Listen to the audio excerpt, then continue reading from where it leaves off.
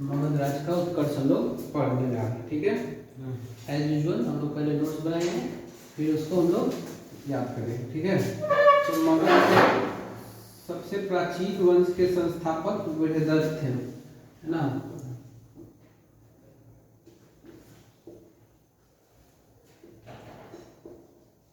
मगध के सबसे प्राचीन वंश के संस्थापक कौन थे? बृहदर्थ थे, ठीक है। इसकी राजधानी गिरिब्रज थी। गिरिब्रज राजगीर को बोलते हैं, गिरिब्रज किसको बोलते हैं? राजगीर को। राजगीर, पहले नाम राजगीर था, अभी राजगीर हो गया। राजगीर को कहते हैं, है ना। जरासंध बृहदर्थ का पुत्र था। इनका पुत्र कौन था? जरासंध। इनका पुत्र कौन था? जरासंध था। हर्यक वंश के संस्थापक, ठीक है ना। तो हर्यक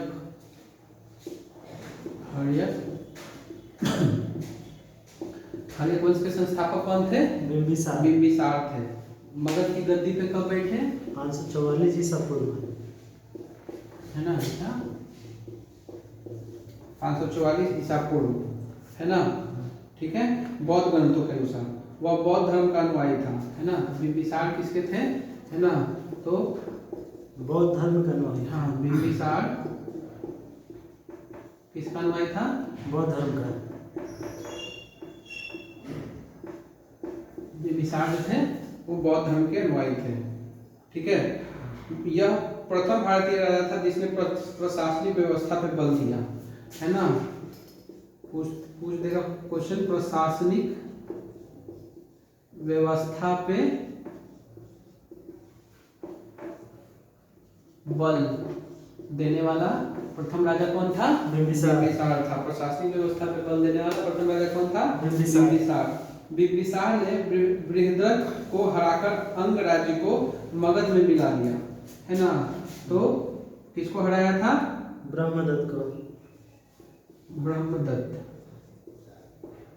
ब्रह्मदत्त को हरा के, अंग कहाँ है? अंग है भागलपुर को बोलते हैं अंग की राजधानी चंपा, है ना, ठीक है। तो बृहदर्थ को हरा करके अंगों को मिला लिए थे कौन? बिंबिसार मगध में, ठीक है। बिंबिसार ने राजगृह का निर्माण कर उसे अपनी राजधानी बनाई, और फिर जब इन्होंने हरा दिया बृहदर्थ को, तो क्या किया? राजगृह का निर्माण। पूछेगा राजगृह का निर्माण किसने कराया था? बिंबिसार ने ब्रह्मदत्त को हराकर। हाँ, तो ब्रह्मदत्त को हराकर मतलब राजगृह का फिर उन्होंने निर्माण कराया था, ठीक है।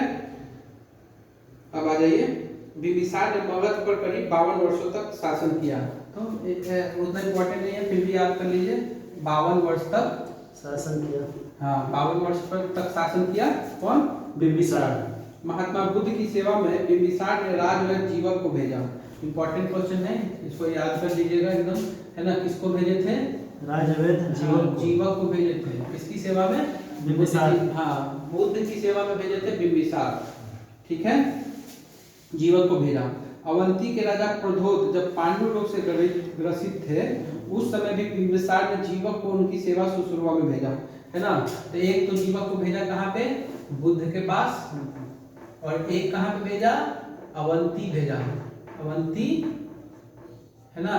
कौन से राजा थे? राजा प्रद्योत। अवंती मालवा, ठीक है, मध्य प्रदेश, ठीक है, ठीक। अब बिंबिसार ने वैवाहिक संबंध स्थापित कर अपने साम्राज्य का विस्तार किया, है ना। कौशल नरेश प्रसेनजीत की बहन महाकोसला, इन्होंने शादी किया 3 ठो, है ना। तो एक किया किससे? महाकोसला, ठीक है। दूसरा किससे किया? चेलना से, चेटक की पुत्री थी। हाँ बता रहे हैं, चेलना। तीसरा किससे किया? क्षेमा से। तीसरा किससे किया? क्षेमा से, ठीक थी, क्षेमा। अब महाकोसला कौन थी? प्रसेनजीत की बहन। कौशल नरेश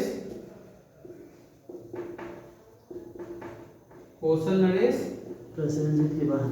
हाँ, प्रसेनजीत की बहन थी। प्रसेनजीत की बहन थी महाकोसला। चेलना कौन थी? वैशाली चेटक की पुत्री। हाँ, वैशाली चेटक की पुत्री कौन थी? चेलना। चेलना। और क्षेमा कौन थी? मध्य प्रदेश मतलब पंजाब, राजकुमारी थी। हाँ मतलब आधुनिक पंजाब। ठीक है, क्लियर। 3 शादी किए थे महाकौशला से। ठीक है, महाकौशला कौन थी? प्रसेनजीत कौशल की बहन। नरेश, प्रसेनजीत की बहन, है ना। कौशल नरेश, प्रसेनजीत की बहन। प्रसेनजीत की जन, ये कौशल जो है ना यूपी में पड़ता है ना, कौशल यूपी में पड़ता है। एक वो भी क्या बोलते हैं महाजनपद था, है ना। चेलना तो वैशाली, ये भी जनपद था बिहार में, है ना। चेटक की पुत्री थी, है ना। और इसकी बहन थी ना, चेटक की बहन थी कौन? उधर बुद्ध की माँ। अच्छा, बुद्ध की माँ। बुद्ध की माँ थी ना, कि महावीर की? जल्दी बताओ। महावीर की थी। महावीर की थी ना। चेटक, चेक कर लो देखो।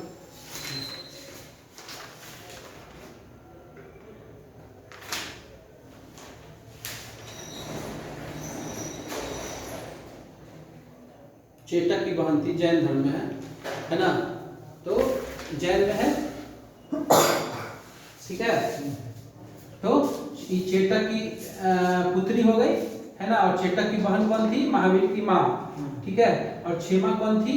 मध्य प्रदेश की, ये आधुनिक पंजाब की राजकुमारी थी। हाँ कौन थी? क्षेमा, मध्य प्रदेश की पंजाब की, है ना, रानी थी क्षेमा। क्लियर। ठीक है, आगे बढ़ते हैं हम लोग।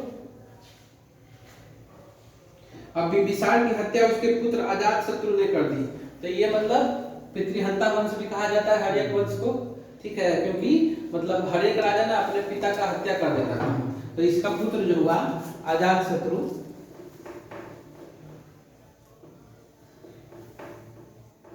है ना, इसका पुत्र जो हुआ अजातशत्रु, वो हत्या कर दिया किसका? बिंबिसार की। हाँ, बिंबिसार का हत्या कर दिया। ठीक है, और फिर गद्दी पे बैठा। कब बैठा? 493 ईसा पूर्व। हाँ 493 बीसी, है ना। 493 बीसी में गद्दी पे बैठा। इसका उपनाम पुनिक, है ना। पूछ देता है इसका हमेशा पूछता है पुनिक। अजातशत्रु का उपनाम था ना। हाँ, किसका उपनाम पुनिक है? तो अजातशत्रु का उपनाम जो है पुनिक, वो पुनिक है ना। वह प्रारंभ में जैन धर्म का अनुयायी था। तो ये जैन धर्म का अनुयायी था प्रारंभ में, है ना।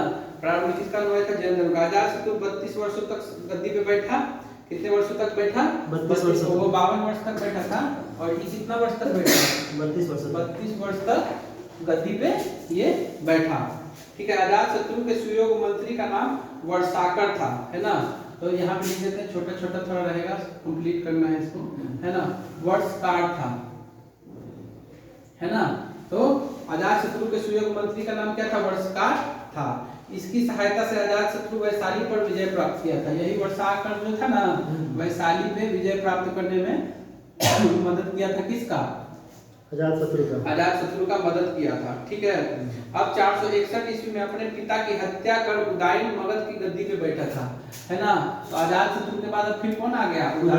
उदयन इसका पुत्र था ना। हाँ, अजातशत्रु के बाद आया ना। हाँ। अजातशत्रु का पुत्र उदयन उसकी गद्दी पे बैठा। हर्यक वंश का अंतिम राजा उदयन का पुत्र नागदासक था। तो इसका पुत्र कौन था? नागदासक, है ना। ये क्या था? अंतिम राजा था।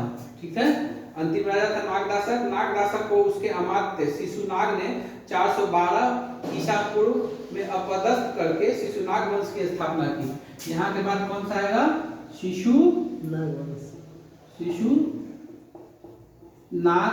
वंश, है ना। शिशुनाग वंश की स्थापना किया था किसने? नागदासक ने। ठीक है, नागदासक ने उसकी हत्या करके शिशुनाग ने अपनी राजधानी पाटलिपुत्र से हटाकर वैशाली में स्थापित की। शिशुनाग ने क्या किया था? अपनी राजधानी वैशाली ले गया था। ये तो राजगीर ले गए थे, अजातशत्रु पटना लेके आ गया था। ठीक है, और ये क्या किया?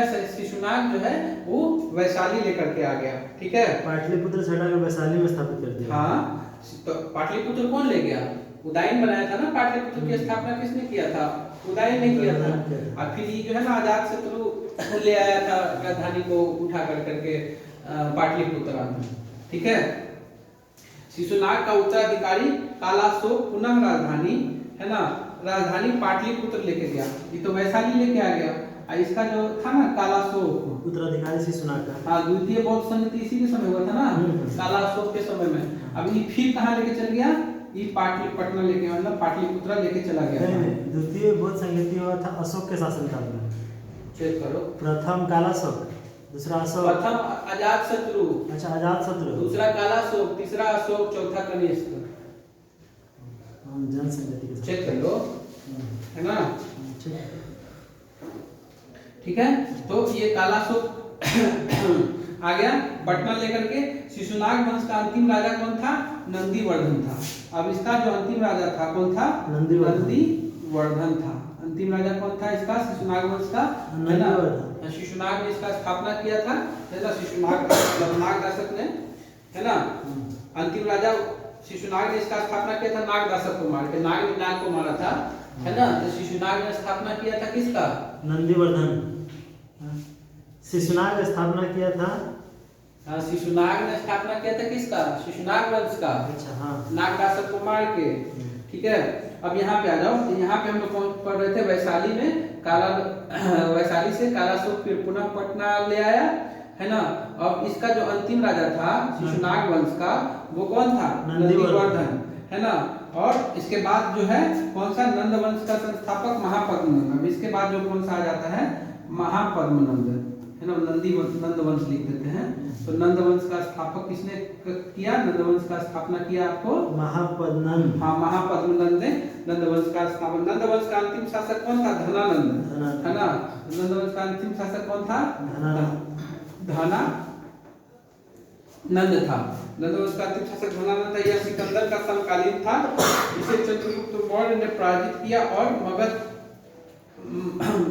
मगध पर एक नए वंश, मौर्य वंश की स्थापना की। ठीक है ना। धनानंद को पराजित करके कौन सा वंश आता है, मौर्य वंश आ जाता है। कौन सा वंश आ जाता है, मौर्य वंश आ जाता है। इसका ट्रिक भी बताएंगे कैसे याद करना है, पहले ये समझ लीजिए कि मगध की गद्दी पे, है ना, सबसे पहले मतलब मगध वंश का मगध का स्थापना किसने किया था, बृहद्रथ। और इसी का पुत्र कौन था, जरासंध था। इसने मतलब गिरिव्रज राजधानी बनाई। मतलब इसका प्रारंभिक राजधानी क्या था, मगध का गिरिव्रज था। उसको राजगीर भी कहा जाता है। यहाँ पे बिंबिसार ने स्थापना किया था, है ना। बिंबिसार कौन सा धर्म मानता था, बौद्ध धर्म से संबंधित, बौद्ध धर्म मानता था, है ना। यह प्रथम राजा था जिसने प्रशासनिक व्यवस्था को सुदृढ़ करने पे बल दिया था, बिंबिसार, है ना। बिंबिसार ने बृहद्रथ को हराया और अंग को मतलब मगध साम्राज्य में मिला लिया। ठीक है, और बिंबिसार ने ही राजगृह का स्थापना किया था। किसने किया था, राजगृह का स्थापना किया था बिंबिसार ने। ये कितने वर्ष तक शासन किया था, 52 वर्ष तक शासन किया था। बिंबिसार का एक राजवंश था जीवक।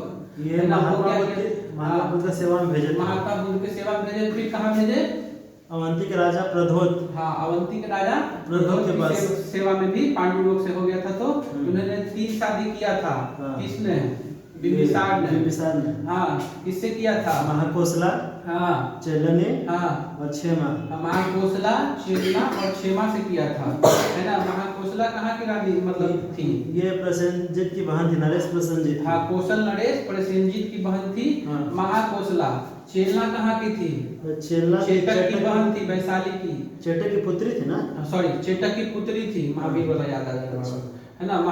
चेलना जो थी चेटक की पुत्री थी। क्षेमा कौन थी, ये आधुनिक पंजाब की राजकुमारी थी, मतलब मध्य प्रदेश का। हाँ, मध्य प्रदेश है आधुनिक पंजाब की। तो 3 थी उसकी, महाकोसला, चेलना, क्षेमा। महाकोसला कौन थी, प्रसेनजित की रानी थी। कौशल नरेश प्रसेनजित की रानी थी। चेलना कौन थी, चेटक की पुत्री। हाँ, चेटक की पुत्री थी। और क्षेमा कौन थी, ये मध्य प्रदेश या मतलब आधुनिक पंजाब की राजकुमारी थी। हाँ, ठीक है, हो गया। अब इसका पुत्र कौन था, हत्या करके बैठा, ये अजातशत्रु आया। हाँ, उसका दूसरा नाम क्या था, कुनिक। कितना वर्ष तक शासन किया था, 32 वर्ष तक। कब गद्दी पे बैठा था, 493 ईसा पूर्व। हाँ, 493 ईसा पूर्व में। अब इधर आ जाइए, उसका एक तो मंत्री कौन था, ये वर्षकार था। क्या किया था, ये जन था क्या, ये वैशाली को आक्रमण किया था, उसको जीतने में मदद किया था।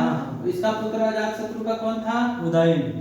उदयन था पाटलिपुत्र का, जिसने स्थापना किया था, ठीक है ना। उसके बाद कौन आया? नागदशक। नागदासक आया। नागदासक को बाद में किसने शिशुनाग वंश की स्थापना की?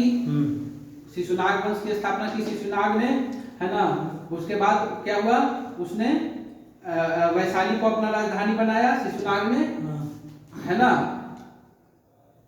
शिशुनाग ने बनाया, हाँ, वैशाली को अपना राजधानी बनाया शिशुनाग ने। फिर उसका पुत्र हुआ मतलब कालाशोक। कालाशोक क्या किया? पटना को अपनी राजधानी बना लिया वापस से, पुनः राजधानी को पाटलिपुत्र पाटलिपुत्र ले आया, है ना। इस वंश का अंतिम शासक कौन था? कौन सा हुआ? नंदीवर्धन। हाँ, नंदीवर्धन हुआ, जिसको मतलब करके नंद वंश का स्थापना किसने किया? महापद्म ने किया, है ना। इसका अंतिम शासक कौन हुआ? धनानंद, जिसको सिकंदर मतलब चंद्रगुप्त मौर्य ने हरा करके मौर्य वंश का स्थापना किया। क्लियर? जो लोग पढ़ चुके हैं उनके लिए है, रिवीजन के लिए, है ना। मगध साम्राज्य का उत्कर्ष है, ठीक। तो मगध साम्राज्य का मतलब स्थापना बृहदरथ ने किया, उसका पुत्र का नाम जरासंध था। मतलब प्रारंभिक राजधानी गृहवश थी, जिसको राजगृह कहा जाता है। यहाँ पे हर्यक वंश का स्थापना बिंबिसार ने किया।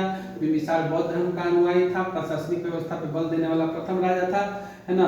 उसने बिंबिसार ने बृहदरथ को हरा करके अंग को मगध साम्राज्य में मिला लिया, है ना। और फिर क्या है, उसने राजधानी जो है मतलब राजगृह का निर्माण करवाया, राजधानी वही बनाई। फिर उसके बाद देख लीजिए 52 वर्ष तक वो शासन किया बिंबिसार। उसके राज्य में एक राजवैद्य था जीवक, जिसने बुद्ध के सेवा में उनको भेजा, और एक अवंती नरेश प्रद्योत की सेवा में भेजे। बिंबिसार ने 3 शादी किया था, और ये 544 में बिंबिसार बैठा था गद्दी पे। 3 शादी किया था, महाकौशला से, चेलना से और क्षेमा से। कौशल नरेश प्रसेनजित की बहन थी महाकौशला, हाँ। चेलना की बेटी थी वैशाली के, है ना। चेटक की पुत्री थी चेलना, और क्षेमा मध्य प्रदेश पंजाब की राजकुमारी थी, ठीक है। अब उसके बाद अजात शत्रु उसका बेटा, उसका हत्या कर करके 493 ईस्वी में गद्दी पे बैठा। उसको कुनिक भी कहा जाता था। 32 वर्ष तक शासन किया। फिर उसका एक मंत्री था वर्षाकार, जो वैशाली को जीतने में मदद किया था। उसके बाद उसका बेटा आ गया उदयन ने पाटलिपुत्र की स्थापना की। इसका अंतिम शासक हर्यक वंश का नागदासक हुआ, जिसको हराकर शिशुनाग महामात्य था, शिशुनाग वंश की स्थापना की। शिशुनाग ने राजगीर से हटा के वैशाली ले गया, लेकिन फिर कालाशोक आया, जिसने उसको हटा करके फिर वापस राजधानी पटना ले आया, ठीक है। इसका अंतिम शासक नंदीवर्धन हुआ, जिसको मतलब हरा करके और महापद्म ने नंदवंश की स्थापना की। नंदवंश का अंतिम शासक कौन हुआ गया? धनानंद हो गया, और धनानंद को हरा करके चंद्रगुप्त मौर्य ने मौर्य वंश की स्थापना की। Thank you.